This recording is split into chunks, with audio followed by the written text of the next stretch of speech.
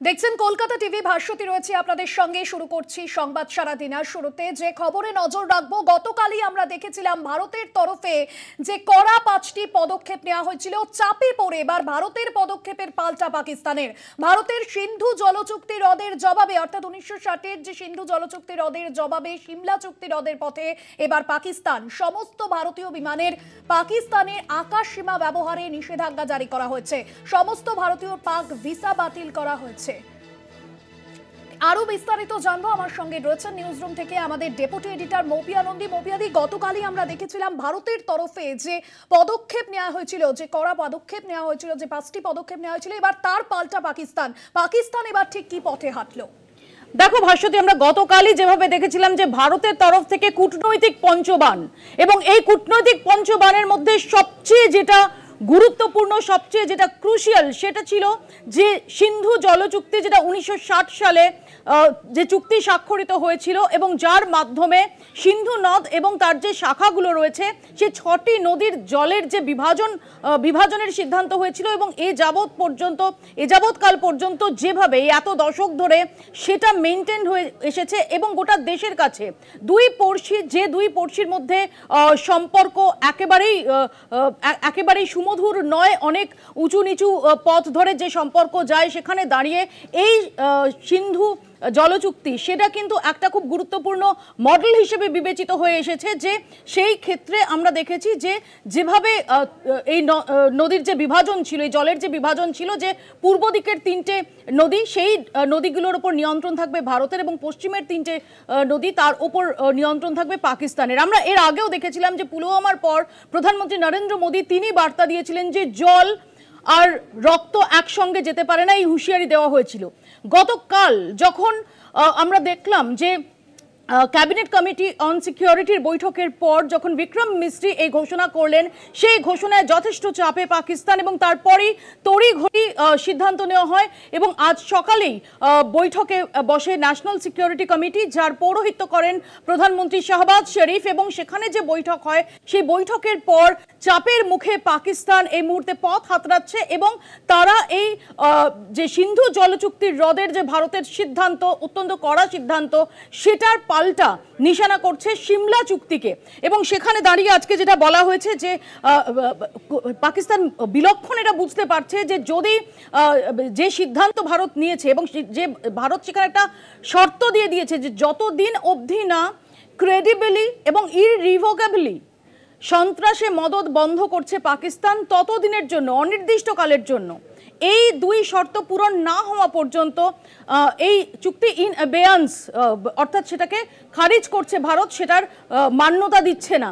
এই পরিস্থিতিতে কিন্তু পাকিস্তানের এই যথেষ্ট সমস্যায় পড়ার কথা, এবং সেই আশঙ্কাতেই তারা সিমলা চুক্তি নিয়ে পাল্টা হুঁশিয়ারির পথে গিয়ে তারা এই মুহূর্তে পাল্টা চাপের কৌশল নেওয়ার চেষ্টা করছে। কারণ এই মুহূর্তে বেশ দিশেহারা পাকিস্তান এই যে সিন্ধু জলচুক্তি সেটা খারিজ হওয়ার পর, এবং সেখানে দাঁড়িয়ে আজকে এই কমিটির বৈঠকের পর, ন্যাশনাল সিকিউরিটি কমিটির বৈঠকের পর যে সিদ্ধান্ত নেওয়া হয়েছে বলে আমরা জানতে পারছি পাক সংবাদ মাধ্যম সূত্রে, যেখানে বলা হয়েছে যে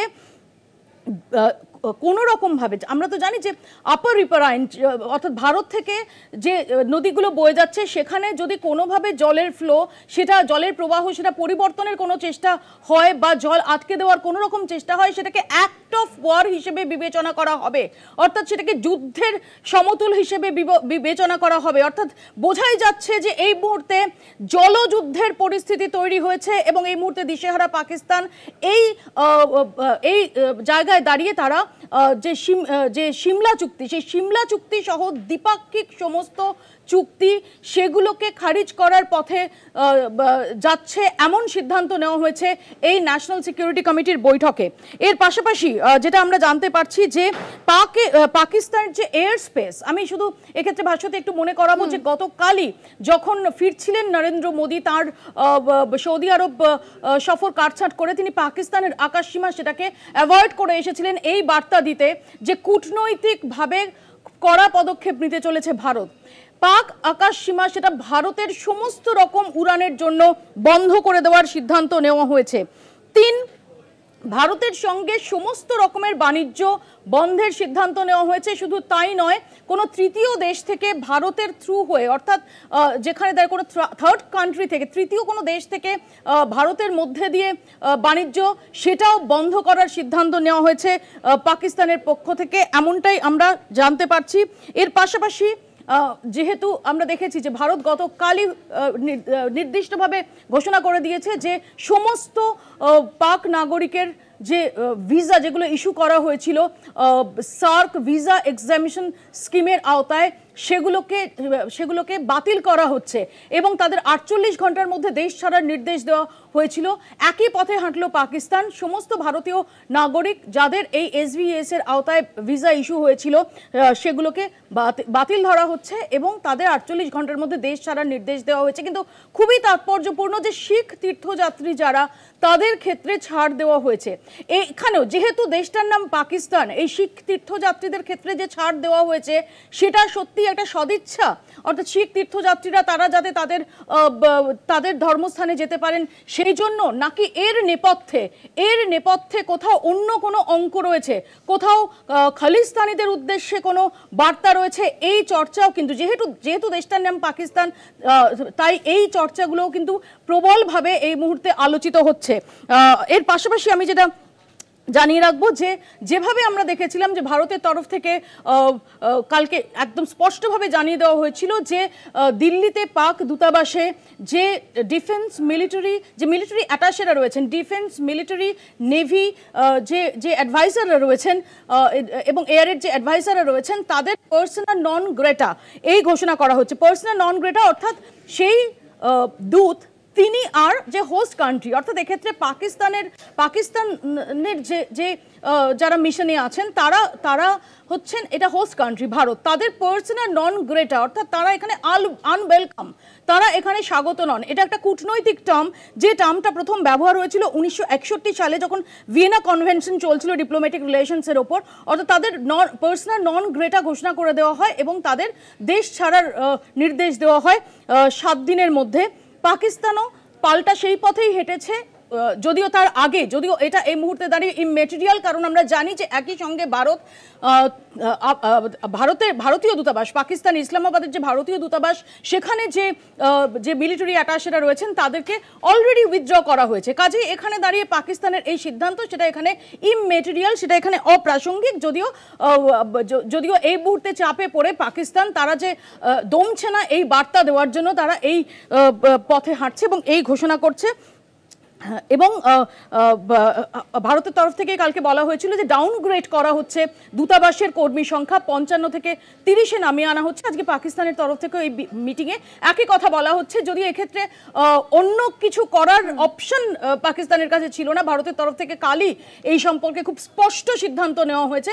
কাজে এই যে পদক্ষেপগুলো নেওয়া হয়েছে, সেই পদক্ষেপগুলো কার্যত গুরুত্বহীন বলা যেতে পারে। এই মুহূর্তে দাঁড়িয়ে শুধুমাত্র যে সিন্ধু জল চুক্তি গুরুত্বহীন, পাকিস্তানের এখন দাঁড়িয়ে এই সিদ্ধান্ত নেওয়া বা না নেওয়ার উপর কোনো কিছু নির্ভর করছে না। ভারত অলরেডি গতকাল এই সমস্ত কূটনৈতিক কঠোর পদক্ষেপ নিয়ে ফেলেছে। তো এখানে দাঁড়িয়ে পাকিস্তান এখন দিশেহারা হয়ে সিমলা চুক্তিকে হাতিয়ার করে ভারতের ওপর চাপ বাড়ানোর একটা চেষ্টা করে যাচ্ছে ভাস্বতী। অর্থাৎ মৌপিয়াদি, সিন্ধু জলচুক্তি গতকাল থেকে যেমনটা বলছিলেন পর্যবেক্ষকরা যে সিন্ধু জলচুক্তি স্থগিত করে দেওয়া মানেই তার প্রত্যক্ষ নেতিবাচক প্রভাব একটা পড়বে, কারণ এই সিন্ধু থেকে যেখানে 80% জল পাকিস্তান পায় এবং যা কৃষির সঙ্গে সংযুক্ত, সেই জায়গা থেকেই পাল্টা চাল দিল পাকিস্তান।